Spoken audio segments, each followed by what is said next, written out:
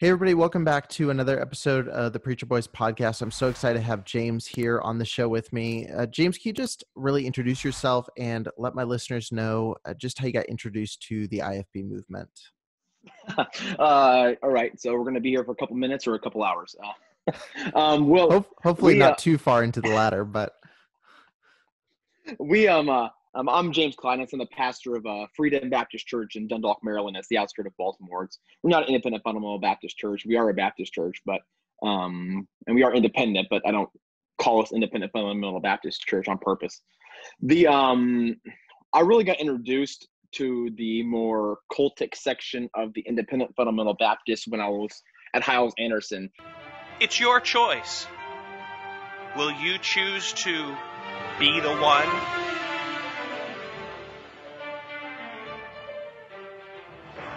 For 39 years, Hyles-Anderson College has been training men and women to do just that, to be the one. Purpose, passion, and commitment are the core values of Hyles-Anderson College.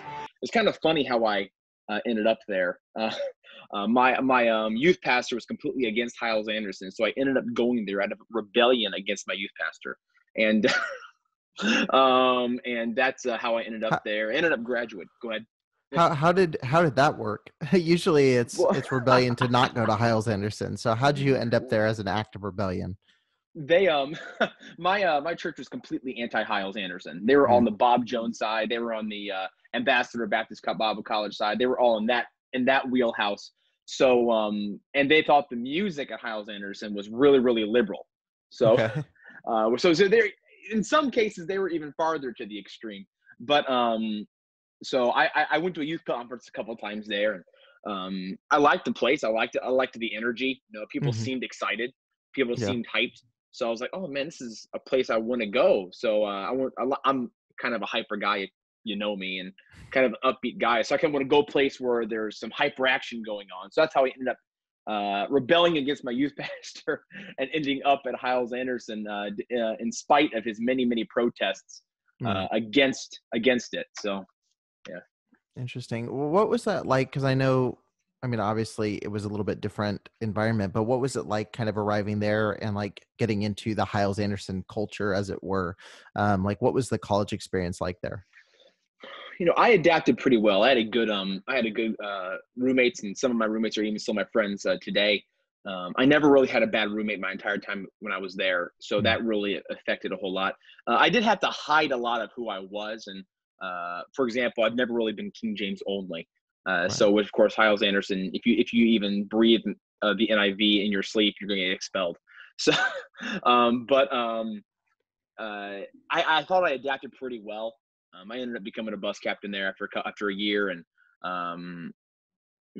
you know, just pretty much flew with the radar and did what they asked me to do, and didn't really complain too much. I noticed a couple things that were really off, like when I was in chapel one time, and one of the leadership, I don't want to mention his name, but he gets up and someone gets up our freshman year and says, well, what if we want to know why we have to obey these rules? And the guy said, well, you don't need to ask questions, just do it and you'll understand later.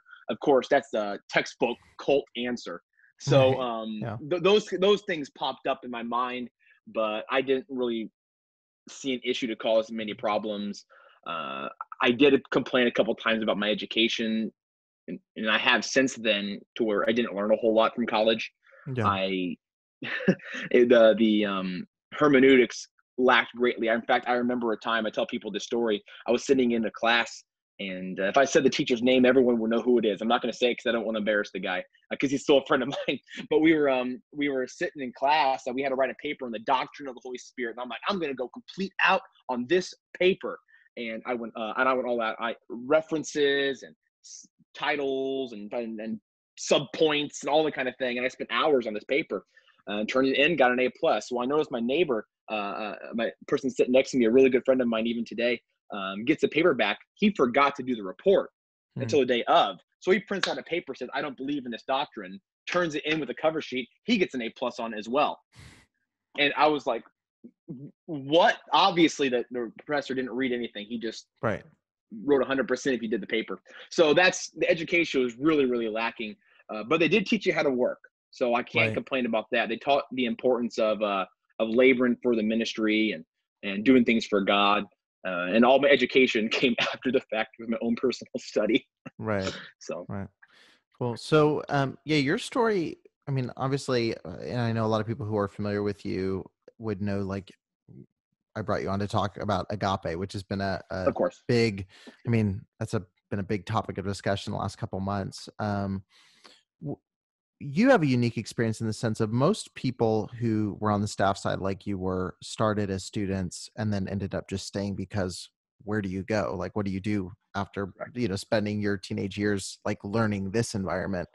Um, but your experience is different in the sense of you were actually went and got hired at Agape after college. So as an adult, um, what kind of opened that door to you working there? Like, how did they find out about you or you find out about them, and the two of you kind of come together? Great question. I was at college and I had nowhere I was going. It was my senior year, second semester. I had nowhere I was going, and of course, those wheelhouse start running. I don't want to work True Green and lawn care the rest of my life. Was I your wanted to original get into goal pastoring or something at no, college?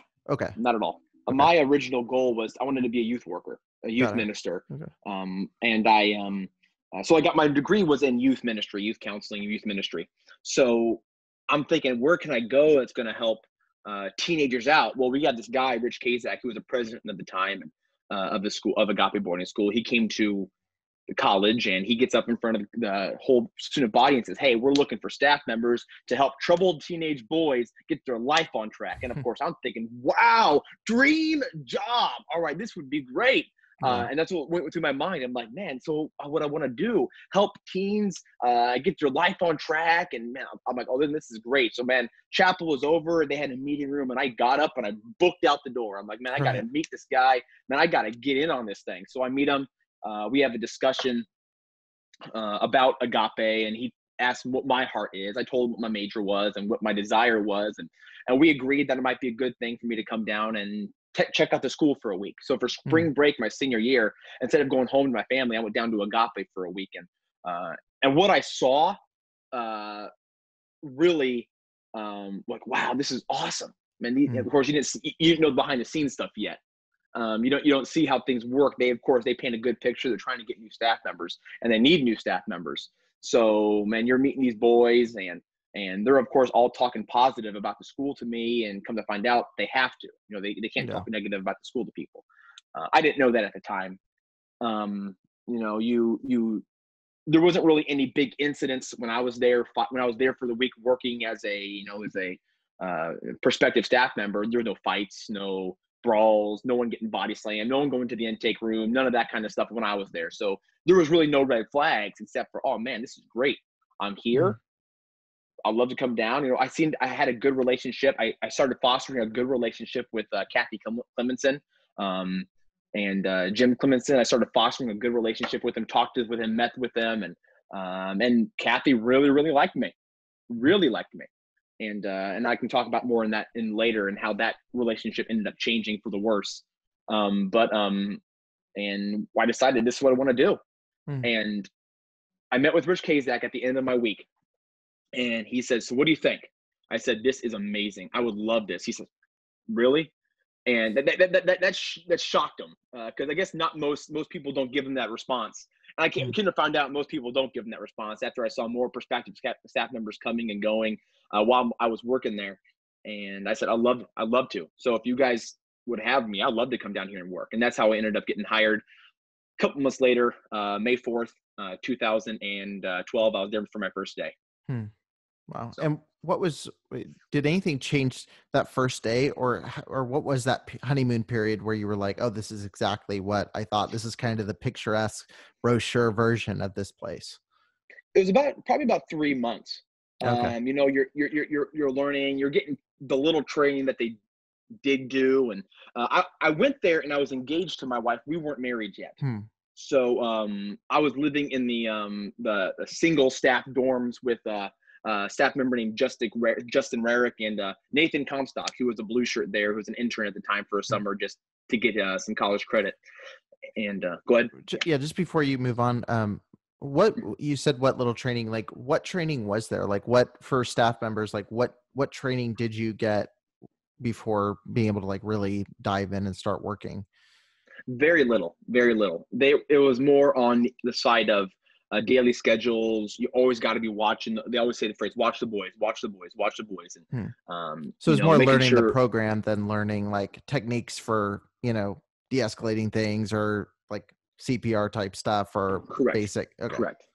Yeah. No, I did not have CPR at the time. I did end up becoming a medic while on staff, Okay. an EMT medic, and that was after talking to the leadership and saying, "Hey, I'd love to get involved in this side." The school actually gave me time off, paid time off to go take medic classes, but that didn't happen at the start, of course. Okay. So it was very little training, and I'll be honest, I'm not trying to toot my own horn or pat myself on the back at all. I didn't need much help in de-escalating situations. It's always been a strong suit of mine, and which really set me and a couple other staff members apart from the main group of staff members who just escalated situations.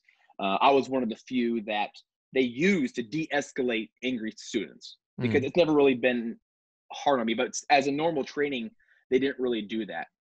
At the start, they implemented something later called nonviolent crisis intervention, which is something they use in public schools, something that they use in juvenile facilities, and I'm all for that. I thought it was great.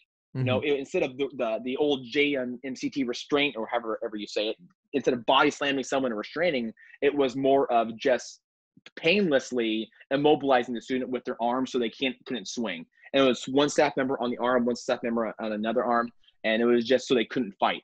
And no pain, no body slamming. I said the juvenile detention centers use it. But the problem is we got trained in it. We all got licensed in it, but we never ever used it. Right. So people still did the old restraints. So, but yeah, was to answer the question about training. Sure. Okay. So, so kind of moving on into that 3-month period, like what was the first thing, and I have to assume too, especially given the nature of where you're at, and dealing with at that point, you're thinking everybody there is coming from these pretty crazy backgrounds. And I know from talking with people, there were people at Agape who were former gang members, all the way down to people who their parents were just really strict and they had done something stupid, like really, really meaningless, and got sent here. So there was a very broad range of people.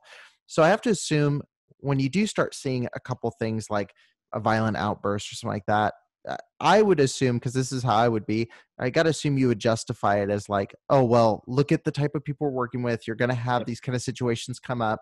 At what point did you actually like recognize like, hey, something's a little bit off here? Like, this isn't just a weird side effect of the type of work we're doing. This is actually kind of strange, this one incident. Or was it 100%. a couple different incidents that happened? It was more over time. It was over time that took place. Of course, you're there. You see kids getting restrained every once in a while, and it didn't happen a whole lot my first couple months there. I'll be honest. It more my second and third year, there were a lot more, and that was just based upon the type of students we were getting in, or different students. Some students, sometimes we had a student body that caused more problems as opposed to others. Right. But my first couple months, it wasn't a whole lot. And you're right. It's easy to justify it in your mind. These kids who are, gang members, and you lump them all into that circle. Yeah. And no matter what they did, they're all gang members, drug pushers, alcohol abusers, and no matter what they did. And then you had some kids who were there for literally not making their bed. We had one kid that he didn't make his bed enough times, so he got sent to Agape. And so now we're lumping this guy who did practically nothing into the category with the gang members. We have one kid right now who's a Southern gospel singer named Caleb Kelly. Well, he sings more country now, but that kid caused no problems at all. He just kind of rebelled a little bit against his family at home. And I got really close to this kid when he was there. He caused zero problems the whole time he was there. And not because he was just playing the system, because he wasn't a bad kid. Yeah. He was worse than me he was way better than me as a teenager. Right. And this kid just got sent there because his music style was not as good as his parents, or maybe he talked back one too many times to his dad, and he gets there. So, and when I started seeing a lot of that, I started putting some pieces together But what really got to me was when I started seeing some staff members, more of the gruff, angry ones. You know, they would always think the good cop, bad cop mentality. And of course, I'm on the good cop side, and there are some people who were on the bad cop side. But what I would see is these staff members yelling at these kids in their face, and these kids not being allowed to respond or not being allowed to be frustrated. They just had to take it. And if they didn't take it, then, or they got angry, then they got sent to the intake room. I'm talking about staff members who are grown adults who should know better, getting angry at these teenagers, complete angry, screaming at them. And then it's my job to de-escalate the teenager. Right. You know, the teenager, you know, I have 1 Corinthians 13 open, and I see, 13:4, charity suffereth long and is kind. Chariot envy not, charity vaunteth itself. It's not puffed up. It does not behave itself unseemly. And when I was quoted by the Kansas City Star as by saying that these actions are not loving actions, this is what I'm talking about.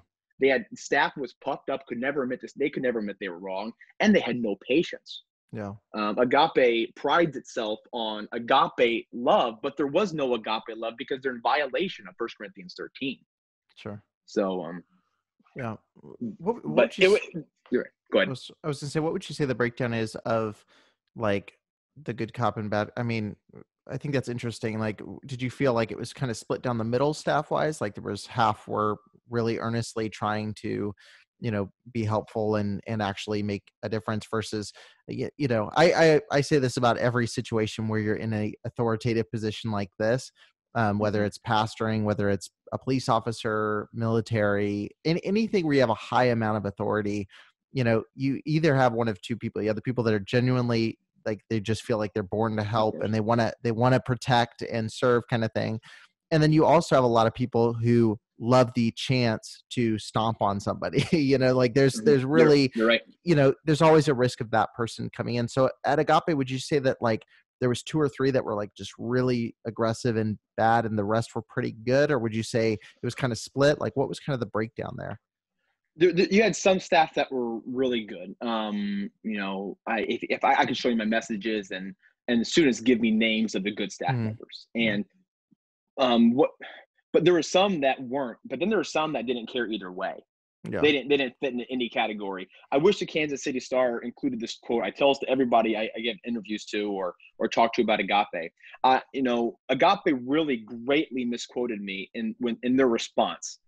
If you look at their response and read the response, their quote that I said, if you look at the Kansas Star article, I never said that quote. It was completely opposite. They said that I said that they fake that they love these students. And I never said that. I really believe I believe majority of the staff members genuinely care, majority, not all, genuinely care about the outcomes of the students. They are just grossly underqualified to deal with them. I had a message from another staff member, and I'm not going to give people's names, just today. And they said, who do you think that you are? You never had teenagers. We raise teenagers and we're dealing with them. Well, of course we're qualified. Raising teenagers of your own does not qualify you from helping troubled teenagers. That requires education. That requires a different mindset. That requires licensures and studying and dealing with these teens on a different level than just yelling at them and forcing them to behave. I'm a pastor. I see the importance of scripture memorization. I see the importance of all that. But when you have a Muslim kid who's being forced to learn scripture, it's making him more angry as opposed to helping him. Yeah. There's a lot there. I think unqualified is that's a situation that you see in a lot of these homes when you start looking. I know Heal-Online. They have a lot of information on a bunch of different homes, and when you almost any show I've had, I look it up just to get a basic perfunctory kind of look at like the names of staff and like the part that's always shocking is they have a section for qualifications and it's often none. I think Agape, I did that live with someone. I don't think we ever released episode, but we did. I was like none all the way down the list, and people in positions where they should have some kind of crisis counseling training. They should have some kind of trauma therapy background. They should have the ability to, to talk in these situations, because I mean, let's be real too. I mean, like you said, raising a teenager where you know them, you're creating the environment is so different than taking someone at the point someone's in a gang. It's clear that they probably have experienced some kind of severe Yeah, trauma, or you're right. there's some mental issue there that's creating that 100%. that longing for that. So, um, yeah, I mean, so the way of dealing with things, it seems like, was you had the people that were just a little bit calmer and less aggressive, and then you had the people who were extremely aggressive and I guess forceful is the right word. Is that the right word to? Oh, yeah, forceful and controlling, definitely. Okay, But they were even that way towards staff members. interesting. Okay. You know, there is a huge group of staff members right now who want to speak out, but they're still waiting on confirmation that the NDA is not legally valid, Hmm. that most staff members are forced to sign. I can think of an individual. I can't say who it is, just for legal purposes. I don't want to get the guy in trouble, but he had a hurt leg and he was hurting really bad and messed it up and hurt knee. And the staff member in charge of him made him, one of the more controlling ones, made him walk around the student body, you know, as a staff member who's hurting, who's injured. You're talking about an injured staff member who needs to go get help, especially if he got hurt on the job. Yeah. But no, his mindset, the supervisor's mindset was, your pain can't be worse than my knee pain, so you need to get up and you need to walk around the student body and watch them. And that's the kind of stuff staff members went through as well. Hmm. That's why you see a super high staff turnover rate at schools like that. Yeah. Super high. I don't know. I know very, very few staff members from my time there who are still there because of being treated like that. Right. So, You mentioned like obviously the intake room and yeah. or is that the same as the restraint room that Amanda messaged? Yes, Just different yes, name. Okay. yes. So how frequently was it a physical? I know you said the first few months it wasn't extremely physical. There wasn't a lot, but when you were there, like a year in, how frequent would you say like the more physical punishments were? Well, the more as I got more trust with other staff members and some of the more ones that dealt with the worst students, I ended up being one of those. I ended up being one of the staff members that dealt with the students who didn't want to do schoolwork. My job was to get these students who didn't want to do schoolwork to do geometry and algebra because I could do it, and that was my skill set. So when that started happening, and I started seeing how some of those students were treated outside of school, Browntown, which of course people hear. The intake room, I want to say, so we call it the intake room or the padded room. That was, they actually, I didn't mind so much how they had the padded room laid out. I didn't like when they did the restraints during the padded room, but I didn't mind so much their policy for padded room, as opposed to places like Circle of Hope and all these other Legacy Ranch and things like that, to where these kids were pretty much just thrown in isolation. That didn't happen at Agape. So I got to give them credit where credit is due. Whenever a kid was put in an intake room, they were always monitored in there with a staff member and another student. So there was never just one a student by themselves at all with any staff member. That just didn't happen. You were not to be alone with students at all, which I got to give them credit for that. They did a lot of bad stuff. I give them credit where credit's due. So now when it got to the restraints, I think I was part of my first restraint. It must have been after about 5 or 6 months after I got married. When I got married was really the turning point in the relationship with me and Kathy Clemenson. Kathy Clemenson completely despised my wife, completely despised her. For any specific reason? Like, or when we first got there, the first week we're still moving everything. Well, when my wife first got there, and they gave us a house, as opposed to me staying in a single dorm. I had a house now on campus. We were still packing things up. Kathy Clemenson said, "Hey, can you? I want your wife to work around the campus." Staff wives were forced unpaid labor on campus. Staff wives are required to work on campus for, I can't remember now, I think it's like 10 hours a week. I can't remember 100%, but I think it's like 10 hours a week that they are forced to work on campus without any pay. They do receive a gift in their husband's names of like $100 every month paid to their husbands. So it is forced labor Otherwise, as they say, your husband will be fired. No. And so it's forced labor. So when my wife told her, no, I don't want to do that right now. I don't want to be a part of that. And that was like, you're standing up to me. And she ended up forcing her to do, based upon, hey, do you want to lose your house? Do you want to lose your paycheck? Do you want to lose your home? Do you want to lose everything you have and be homeless? And so my wife's like, oh, I don't want that. So then my wife started cleaning the nursery, helping in the kitchen and doing things like that. Though albeit begrudgingly, she did get involved a little bit. But ever since that moment, my wife actually tried. My wife will tell you she tried. She vies for leadership's approval. My wife did. My wife would go into the office and just sit with Captain Clemenson and just try to have a good relationship without any success. And she ended up giving up on that. Right before I got fired from the school. I was sitting across the desk from Kathy and Jim Clemenson. They call her ma'am there. I refuse to call her ma'am. I don't give her that respect. So people call her ma'am. I don't call her that. Kathy Clemenson and Jim Clemenson all admitted that they despised my wife. And 2 weeks later, we were fired. And I quote, not because of any lack of character or job performance on your part, but it was your wife isn't happy here, and you didn't sign the NDA form that we required you to sign. So that was the term. I don't even know if I answered your question at this point. No. I could talk for hours about Agape and a whole bunch of different things. No. So You're fine. No, so yeah, I mean, and I was just curious. I wanted to ask about that, but so the way I had it set up, the restraint room's purpose was if a kid was really just like physically acting out, they would go there, right? Is that the only reason? Okay. Not the only reason. Okay. If one of the administration staff, school admin, or dean of students, or just wasn't happy with the student, or just talked back, it'd be intake room, and they'd be sent back to the intake room. Could be for 2 hours, could be an hour, could be 3 or 4 days, and depending on.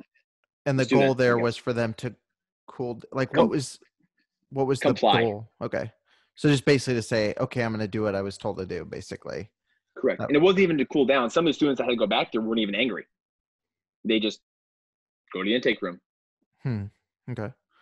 And then so the setup of it being padded, what was the point of that? I mean, it was just in case they were being more physical, or was it like, I'm just trying to, because I mean, I've heard obviously the stories negatively about it, where it became more of like a rough 'em up room than a restraint room.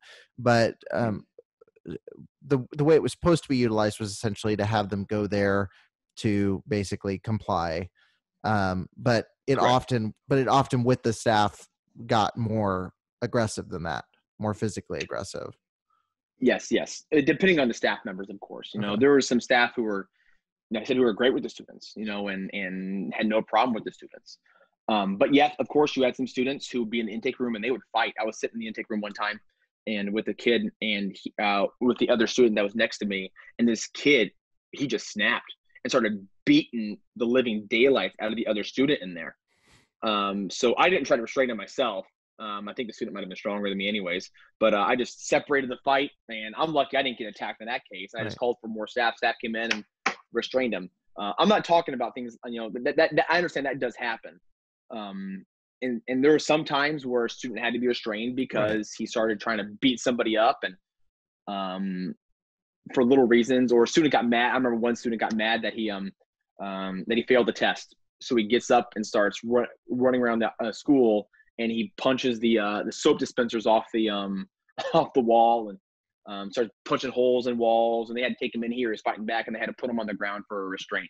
I understand those type of situations. Yeah, when it's for protection. Exactly, for protections of other students. Yeah. Even more on even then staff members, because you get 150 teenage boys together. They have a disagreement. How do boys deal with disagreements? They fight. Yeah. But yeah, it was for restraining if need be, and that's pretty much why the floor was padded. Just in case the student needed to go down to the ground, they didn't hit the floor and hit it hard to break a nose or break an arm or break a leg or whatever like that. Sure. Got it. So Yeah, I mean, I know you said as you kind of were there more and you started seeing more, you kind of got to know the inner workings a little bit. Mhm. One thing that's one thing that you mentioned was when you initially visited, there were a lot of people who weren't, who talked to you and were like praising the school, like students, and you kind of said now, like they couldn't say anything negative or derogatory about the school. Um, can you talk a little bit about that and just Yeah, when people would come visit, like how they kept things looking neat and clean when, even when like government people would come in to check out the school, of there's course. pretty strong kind of method to kind of keep all that stuff in check. Of course. Government, anybody was not allowed to come into school without a prior notice. They were not allowed in. They were able to come in with a appointed time. Even health inspectors couldn't just show up Because of the and go into. religious exemptions, right? Correct, Okay. correct. Now that was then. I'm not sure what it is now. I don't think it has changed. I can't imagine it's changed yet. But Yeah. my wife worked in the kitchen for some time, and she would walk in the freezer room and the refrigerator, and she would see raw meat sitting next to cooked meat that they were going to serve that night to the students, and raw chicken next to cooked chicken, things like that they would see clear health violations, very clear health violations. That when they found that health inspector were coming, they had students come in there and everything got cleaned up for when the inspector came and took a look, passed it off and left. Same thing with the ACE curriculum.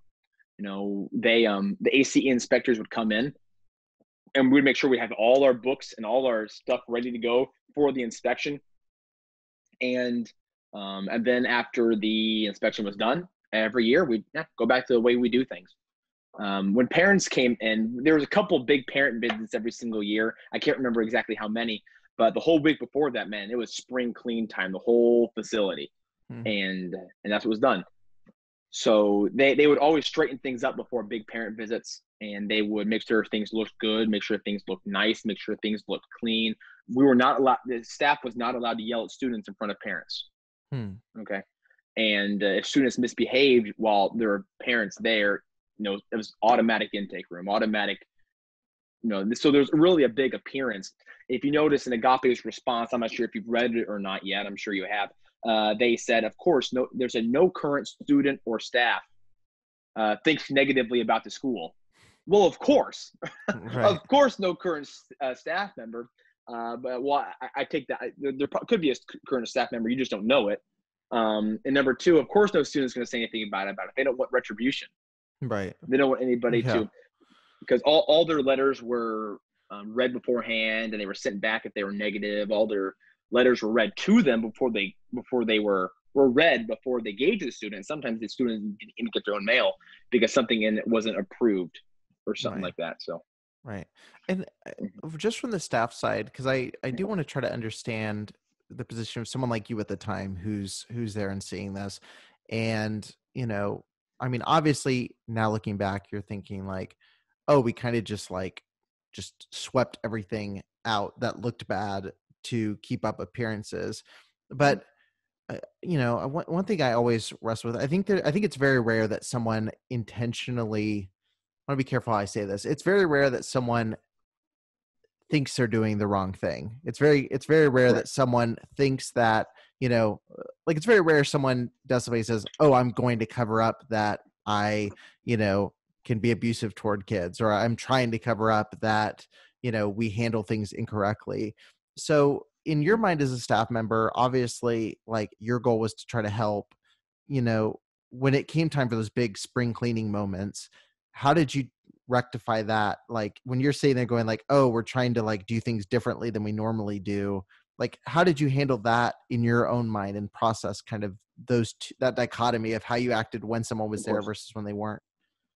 Of course. It honestly, that was one of my least concerns when I was when I was there. Um, my whole mindset was, someone's coming to your house. What are you going to do before they come over? Yeah. Spring clean everything up. So I didn't think anything really of it, to be honest. At the time when I was there, it wasn't something that popped up in my mind or thought about. But you're right. In regards to doing things, no one ever wants to admit they did things wrong. Something I want to point out before I forget, in regards to that same topic of what you just said. If you go to Agape, they have detailed write-ups for everything that happened. But they would teach you as a staff member, to do all the write-ups like you did nothing wrong.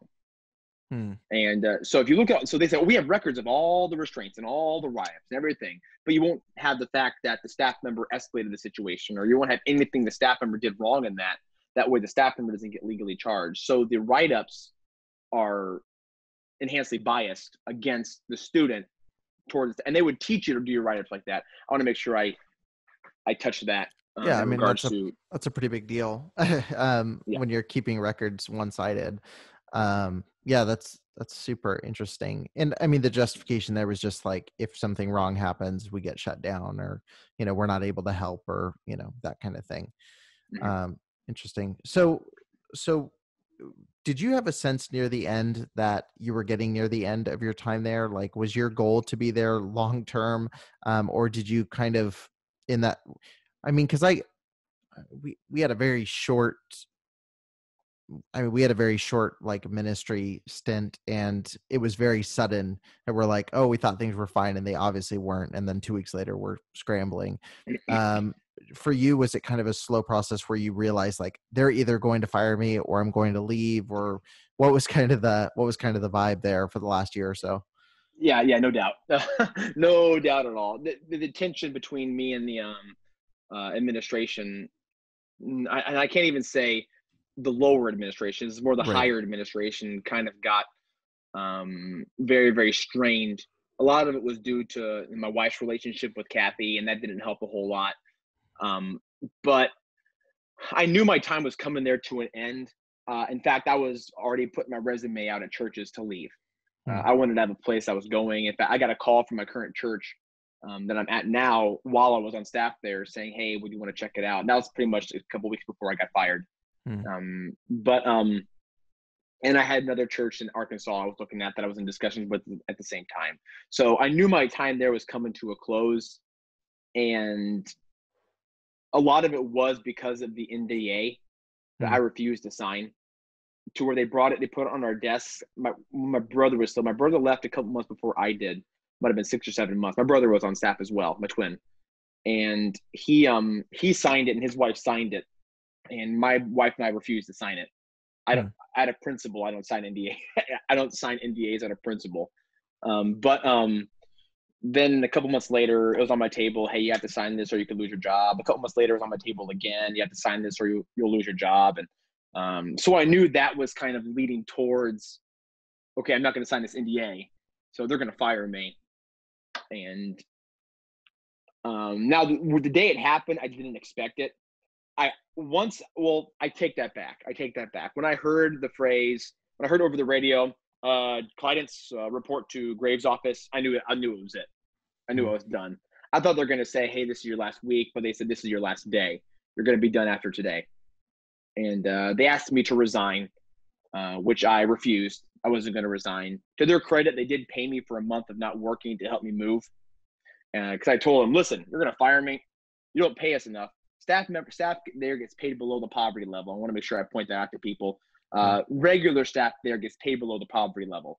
So when Agape writes that the staff gets paid little, you're right. They do get paid little, and it's on purpose. They want the staff members to be able to qualify for government assistance. They will tell you that. Well, they told the staff members. I'm not sure if they tell you that, but they told the staff members they want us to get paid little for government assistance. I said, hey, I got no money. I can't even leave if I wanted to. And so they did say, hey, we'll give you 1 more month pay to get you out of here. So I got to give them a woohoo. Yeah. Thank you for that. But when they asked me to resign, and I refused to resign. So of course that means I was fired. So. Right. So regarding the NDA thing, was that something they talked about when you were initially hired, or is it something they decided on? Was it something they were doing before you got there that you're aware of? No, it was probably put in more towards my start of my second year. Which would be around what time period? This would be like early, 14, maybe early spring 2014. Okay, gotcha. And did pretty much everybody else sign that you're aware of? Yes, everyone else that I'm aware of signed it. But it sat on my table. It sat on my table the entire time. I didn't sign it, and we still have it. I still have the copy of it, unsigned, which is funny. Can I tell a funny story real quick? Sure. Yeah. Okay, I think you'll enjoy this. In fact, the Kansas City Star reporter laughed her head off at this. I was on staff here at the church I'm currently at as the youth pastor, and of course, people call me Pastor James, and I get a phone call one day after I'd put my initial review about Agape out on Yelp. I get a phone call one day, and I answer the church phone, and they say, "Hey, this is Pastor," and they say, "Oh, this is Pastor. This is man, what's his name? Joe Grande from Agape Boarding School, Pastor Joe Grande from Agape Boarding School." And I'm like, "Hey, what's up?" And they said, "Is James a member there?" I'm like, "They're talking to me." They thought they were talking to my pastor, but they're talking to me. And I'm like, "Yeah, James is a member here." "Well, let me tell you what this guy's been doing." And starts telling me everything, and then says, "Now I want you to know, and this is the big thing. I want to let you know that we do have the option of legally pursuing him and suing him because of the NDA that he signed." So then I said, "Well, let me give you a call back." I hung up. Then I called him back and said, "Well, yeah, I just talked to James, and he said he never signed it in the NDA. So he said in fact he still has that NDA, and." So they ended the conversation, and I knew what they wanted me to be quiet. They were trying to threaten me to be quiet, so I wouldn't Yeah. say anything negative about the school. So they still don't know that was me on the phone. And if someone from the school listens to They'll this, know now you when they know. listen. That's right. Now you Yeah. know. I know what their mindset is. I have friends and other staff members right now who have been threatened by the school to keep their mouth shut. Have they ever And pursued legal action or no? Or do you think it's I all talk? don't know. It could be all talk. I don't know. I'm expecting that if they do, it's going to be against me soon. Right. Um, And no one's I'm really actually rushing to find out if they are serious or not. I'm sure when they get no, that call, no. it usually probably stops right there. Usually, So, it didn't stop us, but yeah. the I'm actually waiting for the Christian Law Association to give me a phone call is what I'm waiting for, and I'm excited for that phone call. If it does happen, I'm going to be like, "Wait, you're going to help us? You're going to help a school sue a pastor CLA? Is that what you're going to do?" And then I'm actually waiting to see if that happens because I got my own issue with the CLA, and of course most people do. And then to put them on blast on social media if they try to take that case against a pastor, Right. we'll see. But Well, I mean, stranger things have happened, so it yeah, wouldn't be you're right. You're 100% correct. the most egregious, strange thing that they've been involved with. So, But I don't think they'll have a case, even if they tried, because no. libel cases are really hard to win to begin with. Number one, but number two, they Well, can't disprove what I'm saying. right. Well, that's the reality of it, and that's where, and I've talked about this before, and like it's Mhm. probably dumb to even talk about it because I think it Yeah, just invites things. But like one thing I've just told a lot of people is, it's very possible. When I started the show, I told people like it's very possible that at some point, some church that wants to spend the time is going to send something or send a yeah, letter, cease and desist, and all, and and that's something I had to come to terms with before I hit record on the first episode. Like this might mhm, happen. Um, but also, like you said, it's very hard to prove. And it's also another thing. It's going to invite an investigation to verify whether the information's correct. you're right. And You're right. I feel very confident that the reason that I haven't gotten a call or a letter or anything like that is that the people who I'm talking about, even if, and there, of course, when you're doing 100 hours of a podcast, the chance of something being just did a correction for a video where a detail was incorrect or a timeline was off, even that's going to happen. But for a pastor to say like where there's some kind of wrongdoing or abuse happening, which everyone I've Mhm. covered, I could find there is something there. There's a truth Of course, there. You know, of those course, pastors that run churches like that don't want to invite a full-on investigation into what they're doing you're to right. confirm which part of the abuse is accurate. And so, 100%. I think just speaking to people, again, I'm not a lawyer, so if you do this and get sued, don't blame me. But like with people, I'm just always like, if you know what you're saying is true, and don't let someone scare you out of sharing your story, Of course. because the chance, I mean, I've had a couple people that have not come on the show who I've talked to, beforehand, and they've just expressed concerns about that. I'm just like, I'm going to get sued before you get sued. So, if You're you're the one doing the broadcast. right, you know what I mean? And I'm just like, you need to understand, like, and again, this is probably jinxing myself, but I'm like, the fact that I haven't, and I'm now a year into this, I think speaks to a lot to the validity of the statements that are being made.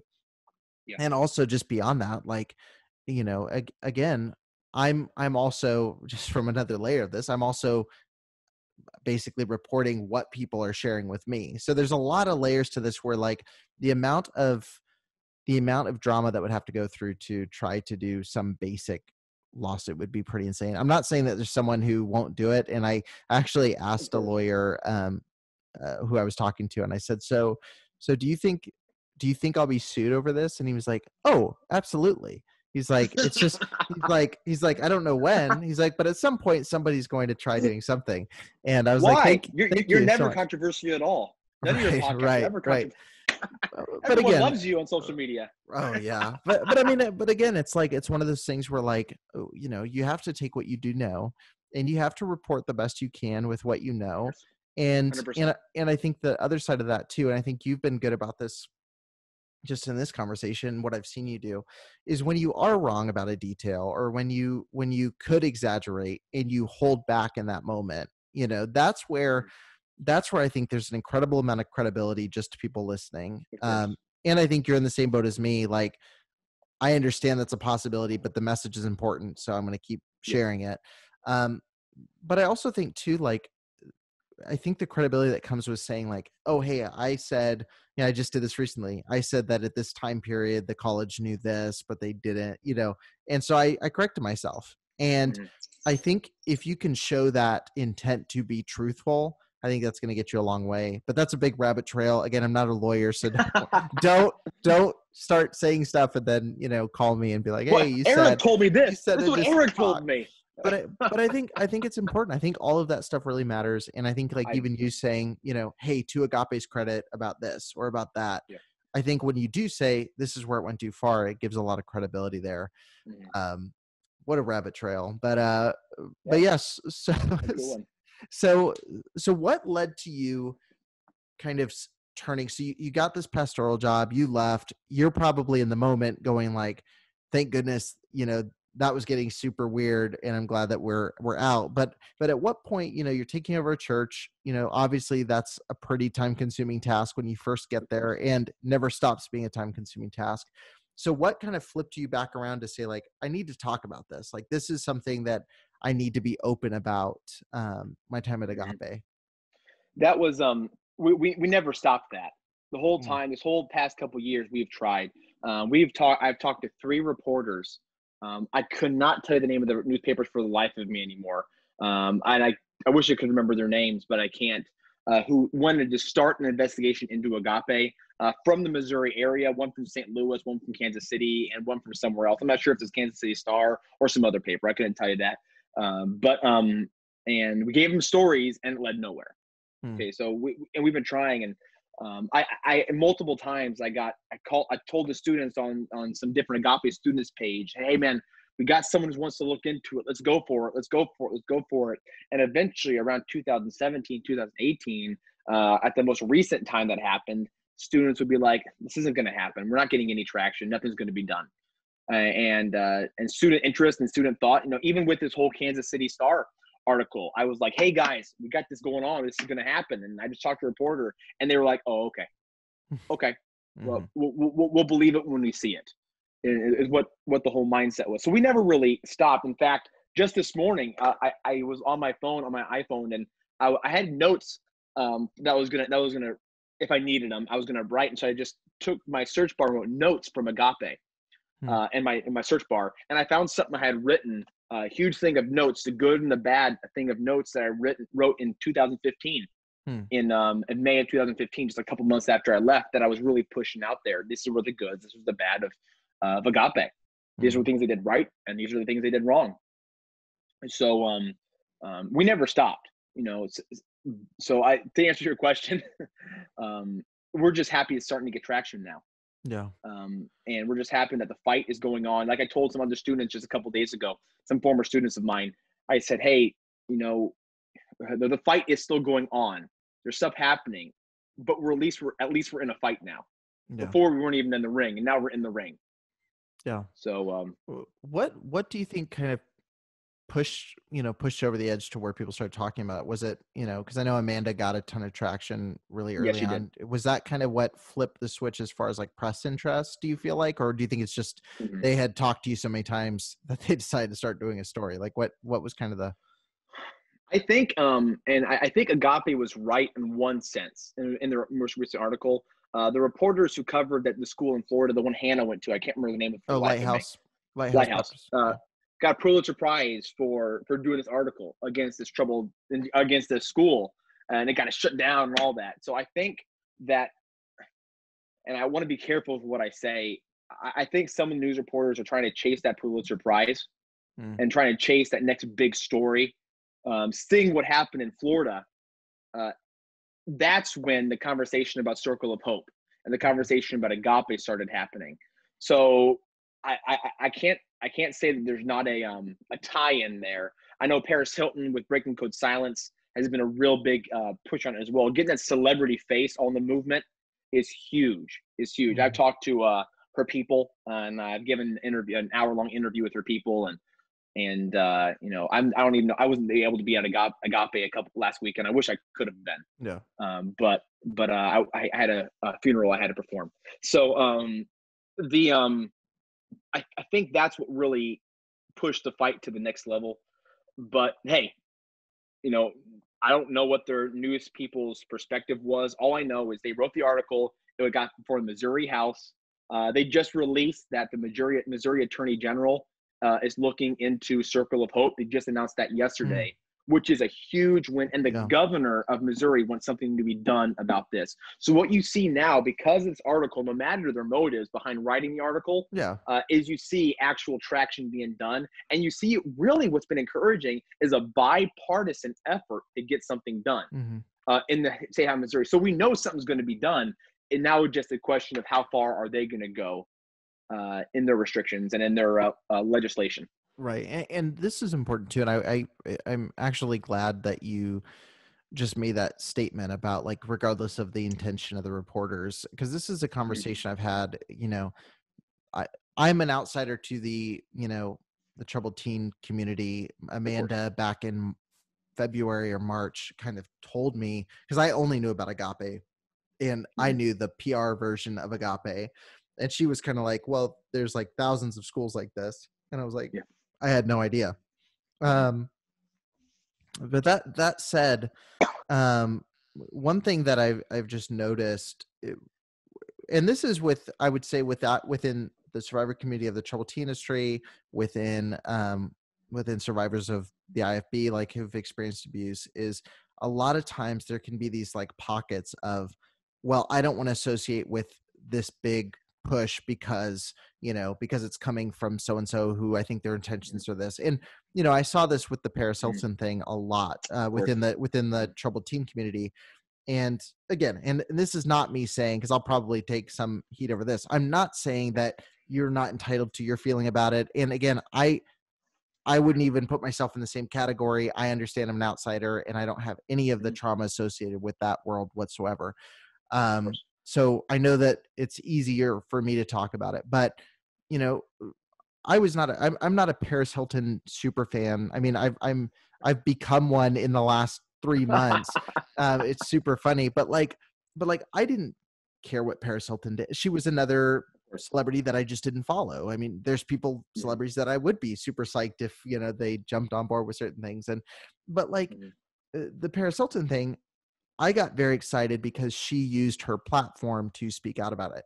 And I think there were a lot of people who got in the mode of, well, she's just, whatever. I don't even think this stuff's true just based on my conversations. But she's just using this to launch a rebrand. She's just doing that, all these things. And so I don't want to be associated. Why are we focused on Provo? Why are we doing this? And the conversations that I've had, I'm just like, who cares? At the end of the day, and again, I want to be careful how I say this, but at the end of the day, even if she is, which again, I don't think, I mean, she obviously listens to every episode, but if she was to listen to this, I don't believe that's true. I think that she legitimately experienced pretty traumatic stuff and of course now is speaking out about it.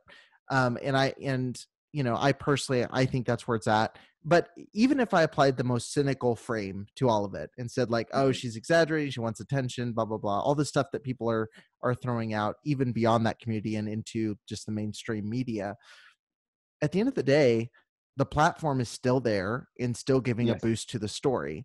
And I would say the same thing with reporters, like there's, Correct. There's a lot of times where I've talked with survivors of abuse within the IFB movement, like outside of the troubled teen world and church world. Well, the newspaper's just doing this because they want a big story. I'm like, but isn't that the point of sharing at all, is to get a big story out there? So who cares? That's the point of investigative journalism. That's the point. Right. Who cares if they're sharing to get their Pulitzer? Like, you're sharing to get your story out. Let the two work in tandem. Yeah, in tandem. And so I just thought it was good you said that. And I think it is important. Like, you have to accept the platforms that come. And is it perfect? Like, do I wish that I didn't need a BuzzFeed to like get my story out? Do I wish that like I had multi-million, subscribers that were begging to hear more? Of course, like, obviously you want the biggest possible platform, but when those you'll places, get there. when those places reach out to you, you've got to take those opportunities to share your story. And I mean, I did do a 45-minute interview with BuzzFeed, and they kind of stabbed me a little bit, because they did a like huge article, like a really big article, and I gave a ton of information that they used in the article, and they mentioned me, a podcast that discusses church abuse. And I was like, come on. I had literally called. Give me the name. Yeah, I called two people. Because I like with anything like that, I'm always like, I just keep it to myself because I don't want to ever jinx myself. I'm very superstitious about that. And I just think whenever you tell someone something big's gonna happen, it never happens. So I had called my mom, and I had told my wife, and I had called one other person who I work with a lot, and I said, I'm not saying anything. I'm just telling you guys, BuzzFeed set up an interview with me. I said, and they're doing a huge article, like, and this is not BuzzFeed contributor. This is like BuzzFeed.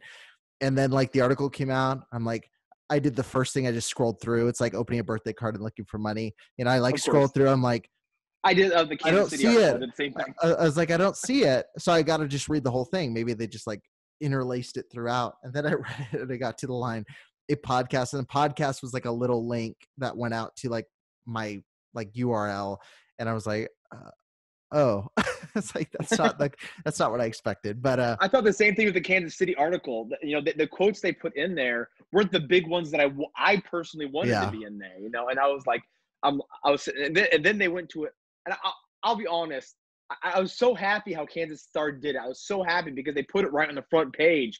But before they post it, I'm like, they are putting it out the weekend of the contested election.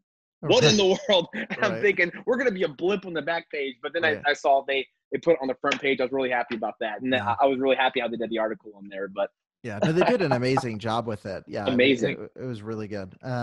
So just kind of, looking to the future. I mean, obviously your focus is primarily Agape because that's kind of where you're at. What's your view on like the industry? Like, there's a lot of talk about the troubled teen industry, and a lot of that has come from obviously the Perselton doc is addressing, now starting to go broad. Breaking Code Silence is doing that. Amanda, Hannah's work with her, her stuff. It's addressing the industry as a whole. Obviously, you still have a lot of that desire to help, younger people, to help teens who are, quote unquote troubled. I know there's a lot of baggage with that title, but like they're troubled teens. Do you think that the industry itself is just kind of fundamentally flawed and needs to be done away with? Or do you think there just needs to be a sweeping reform within these homes? Like, what's your kind of goal, I guess, in this kind of advocacy? I would say both. I think some schools need to be shut down. But I would be happy with sweeping reform, government legislative reform. When I talk to people about Agape, I understand closing the school down is not going to be easy. Circle of Hope was way worse than Agape. I'll say that. Yeah. From what I've read about Circle of Hope, it was way worse. I don't think that Agape is going to be shut down for those type of things. But Agape and schools of the like, they need to have state legislation to make sure their kids, their residents, are being properly taken care of. This isn't a juvenile detention home at all. This isn't jail. It is a private funded school. And you need to make sure that these kids have proper education, because that's the state's responsibility to do, to make sure kids have proper education. You need to make sure that these kids are not being hurt, abused. They got to make sure that these kids are eating properly. If this is where they're going to be, are they eating properly? When they get sick, are they getting proper medical care? Do they have staff that should not be working with children based upon, a false bad background check? Do they have some staff who have questionable backgrounds, who and are the staff licensed to be able to deal with teenagers? Right.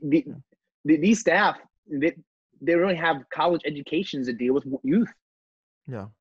A lot of them are retired pastors or former pastors, or someone who just needed somewhere to go, and with no desire to work with youth, they just ended up there.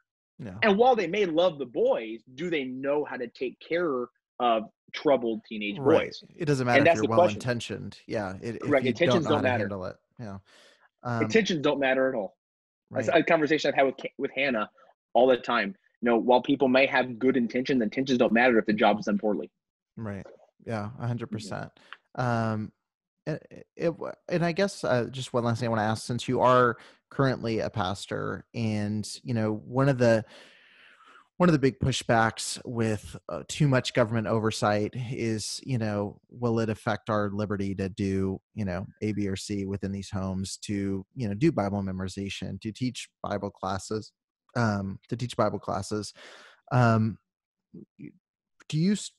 Do you think there is a place for religious exemption within these homes, or is it something where you think that religious exemption is more often than not a license to, to do whatever you want? It's kind of the wild, wild west situation in a lot of places. I really believe that they can have legislation that lets the school have their religious liberty, which I'm 100% for, without sacrificing proper care. I'll be honest. I don't believe, making sure kids aren't being abused classifies as government overreach. Right. I don't. That's a state making sure its citizens are kept safe. It says her minors are kept safe. You have a public school, and here's some of these abuses going down in a public school. What would happen to that public school? They would get in trouble. People would be arrested. Right. But this is a private school, so they get a religious exemption because, they're allowed to slam kids, or they're allowed to beat up kids, or they're allowed to get mad. You're in a public school and you have a kid that's getting yelled in the face by a teacher. That teacher is going to get some heat, not at Agape, right? And like I said, we didn't even touch ACE, that curriculum right there, and how horrible that. And I'm sure most people, or I'd say a good majority of our listeners who are from the IFB, are very familiar with ACE. I dodged that bullet and actually got comparatively, I feel like I got a pretty good education. But yeah, ACE is a mess unto itself. Fun fact: my grandfather's brother-in-law was the vice president of ACE. No way. Fun fact. So I didn't really know him too well at all. So it's not like but I found that out when I started working at Agape and told my grandpa, "Oh, there's an ACE." Oh, really? That's what my not brother-in-law, sorry, cousin's husband was the vice president of ACE. Yeah. So super weird. Yeah. No, ACE is it's its own mess. And I know guys that took that who literally struggle with like spelling, like grammar, like just basic education stuff, because it's not. It's literally just do it yourself school. And school is not, people debate even if like the traditional school classroom is helpful, but like sitting a kid down, I know me, like if I had done ACE, I would have bombed out of I would still be in high school now. Yeah, me too. Yeah. But and I did paces. I did paces when I was at Agape. I did some of them just to, that's how I learned trig. That's how I had to teach myself trigonometry so I could teach kids trigonometry. But so very qualified. No, awesome. So I know you mentioned beforehand, I do want to just bring it up, but you'd mentioned beforehand you're working on a project to kind of share your story in like a longer format. Can you just talk a little bit about what you and your wife are working on and kind of when we can expect to maybe see some of that? Of course. My wife and I are working on a new project. We don't have a title for it yet, but it's going to be a book about our time at Agape. We are trying to be very, very careful with staff and student privacy. We're not using names. We're using false names for this, but we're going to tell our story of the things we saw, stuff we experienced, and my wife's going to tell it from her side of perspective. And I'm going to be in touch with some former students as well to write little experts of it as well. So the stuff that they went through, especially the ones that did go through abuses, that did go through traumas. I want to get their insert in here, where I write it from my perspective, and then the student gives it from their perspective. That way we get the full story of what happened. But yeah, it's going to be a book format. I am debating on releasing it chapter by chapter on some author site, and until the project is complete, and then releasing it in a hard format. That because I know we have traction right now with Agape and with the schools alike. Do I want to wait 6 months to a year before something comes out, or can we start putting out the story now? But the introduction's done. The first couple of chapters is done. My wife is working on the editing of them, and hopefully we will have it out at least in part pretty soon within the next couple of weeks. So, and of course, it's the first time we're announcing it anywhere. I haven't put it on any platform. It's an exclusive. I have not told anybody about exclusive. The Pulitzer is in my grasp. So, but no, that's awesome. Well, thank you so much for sharing that, and I definitely look forward to that. And I mean, now you're a TikTok superstar, so your sales are going to be pretty insane. Go through the roof. That's right. But no. Well, thanks so much for taking some time to kind of sit down and talk about this. And obviously, once the book's out, I'd love to chat some more about it. But I'm looking forward to seeing what happens. And obviously, there's some big stuff. I mean, Missouri, there's some huge stuff happening with some of the legislations. I'd actually reached out to, I'm blanking on her name.